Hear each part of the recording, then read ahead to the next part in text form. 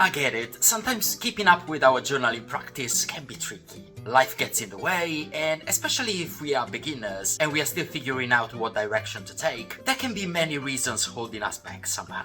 Chatting with many of you in the past couple of years, I've identified 6 of these reasons. And in this video, I'm gonna show you 6 simple hacks, tips and suggestions to help you build a consistent creative journaling habit and elevate it if you're already on a good streak.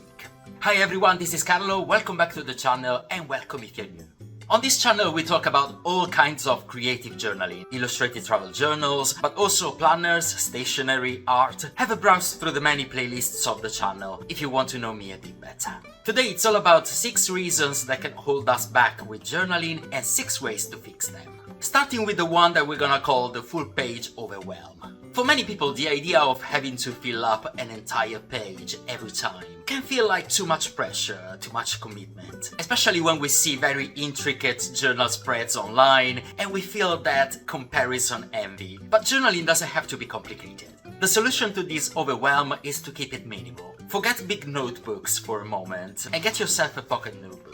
Field Notes, Moleskine and Leuchtturm have perfect passport-sized journals, but also Muji, which is my go-to brand when I need a cheaper price but still a lovely support. This will be your playground. Now, introducing the rule of 1. Every day you will commit to opening your notebook on a blank page and writing 1 sentence. Only 1. As long as you want, but 1. And you will combine it with 1 image and 1 decorative element. You can find the image anywhere, magazines, old books, and the decorative element can be a sticker, or a piece of washi tape, or even a little doodle that you do. Keep it as minimal as this for a few days, using this rule of 1, until you're confident enough and ready to expand. You can still remain on the rule of 1 and add other elements, for example, 1 piece of junk you collected during the day, 1 quote that resonates with you in addition to your sentence of the day. Or you can build up implementing a rule of 2, a rule of 3. If at any time you feel that your pocket notebook has become too small and you want to upsize, that's great. But always remember that you can go back to this at any point, if you want to preserve the habit streak without the fatigue. The second thing that can make us feel like we are failing at keeping journaling as a regular habit is the feeling that we don't have enough time during the day, or we can't seem to be able to allocate time for it, not on a regular basis. Straight from the book Atomic Habits by James Clear comes my second suggestion, which is creating a sort of habit stacking. Essentially, it means attaching your journaling habit to another habit that you already have and you love. It can be your morning coffee, or the walk that you have on your lunch break at work, or the moment you relax with a book at home, for example. Preset your journal so that while you enjoy your beloved habits, you can also jot down your thoughts, write some lines, a small paragraph. If you think you really don't have much time during the day, try and identify those moments in your day that are unaccounted for. No matter how busy our lives can be, we all have chunks of time during the day where we scroll on the phone, our social media, with no purpose at all. Or maybe our commuting time going to work. We can wire our brain to pick up a pocket notebook and journal instead of checking our phone and doom scroll. Think about journaling like something dynamic. You can have different pocket-sized journals to take with you for different moments of the day, at work, at home, as long as you kickstart the habit. Even if you just write without decorating your pages, make it exist first, you can make it pretty later. Another issue that I hear a lot is what we commonly refer to as the blank page syndrome. Many of us can feel intimidated having to break into a completely new blank page. And in order to avoid wasting precious minutes of our time, we can pre-decorate or pre-prompt our journal. This is also a time optimization overall method that you may want to consider if you have a busy life. Basically, we prepare a few pages of our journal in advance, placing stickers, washi tape, or background elements. This can be done the night before, or we can batch the whole week ahead on Sunday evening, for example. And I'm not talking about decorating only. You can also prompt what you're going to write, why not? Create a friendly layout that will host your thoughts in different times of the day. It's all about lowering the bar to access the page and break into it straight away, which can help you massively, especially in the beginning stages of your journaling habit. Once you get going, you can always decrease the amount of preparation of the pages, until the blank page starts feeling like a friendly world of possibilities, and it's not intimidating anymore. Something similar to the blank page syndrome, because I feel like they have the same root, is the perfectionist anxiety. And it's another issue that I hear very often.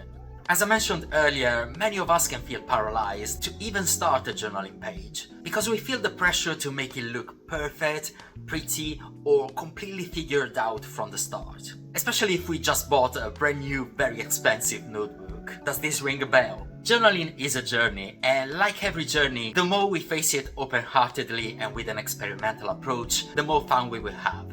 To exercise this freedom and, why not, this recklessness in trying new things and getting our hands dirty, we can start creating imperfect journals. Essentially make handmade notebooks that are a collection of different scraps of paper, purposely imperfect, not necessarily cut in the same size, for example. The goal is creating a support that we are not scared to ruin if we have fun with it. A real playground where to try new things, use different media, like a rehearsal room before the main event on our more curated notebook. Here on my channel I made a couple of videos about creating simple, no-fuss handmade journals made with recycled paper. And you can use the same tutorial to assemble your own imperfect notebooks, on which you can unleash your creativity without feeling the pressure to be perfect at all costs. Also, I know for experience that we are more inclined to use something that we have handmade, because it's dear to us. So this alone is a boost for us to journal more. Give it a try and feel free to share your experience in the comments below. The next common reason why many of us feel like they are failing at journaling is the lack of the right carry-on kit. We can stuff our desks with all the stationery, stickers and media that we want, but unless we live at home 24/7, we need to create a kit of essentials that we can bring with us at all times and access easily every time we want to journal, so that we don't feel unprepared. As you may have seen on my previous video, I found that especially in spring and summer, switching to a passport-sized journal works amazingly for me. And I decided to accessorize it with this little paper folder with 2 pockets by the Travelers Company, which can be slotted in my notebook like this. It's made of plain craft sturdy paper, so I decorated it a bit. You know, I love a little personalization of my stationery. This little folder with pockets allows me to always take with me a selection of paper goodies that can be ephemera, stickers and scraps, and also to collect other pieces of junk paper during the day in the other pocket, which I can use to journal later on. Another unmissable accessory is this pen loop by Leuchtturm 1917. It's adhesive and it will host my writing pen so that it's always with me. And because we are talking about compact solutions, the Wren by Tom Studio has quickly become my favorite pen for everyday journaling. Great design, super lightweight, endlessly refillable, therefore sustainable for the environment.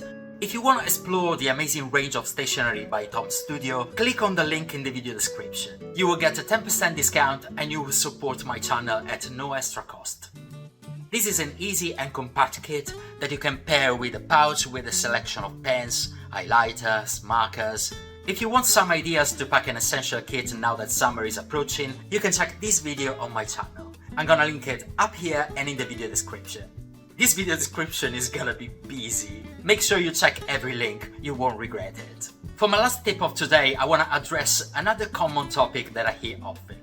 Many of us are very good with the visual part of our journals, but when it comes to the written part, we experience a difficulty to start. Putting our thoughts to paper is not always immediate, but there's a trick we can use to kickstart the process and always have something to write. It's the 5 senses starting point.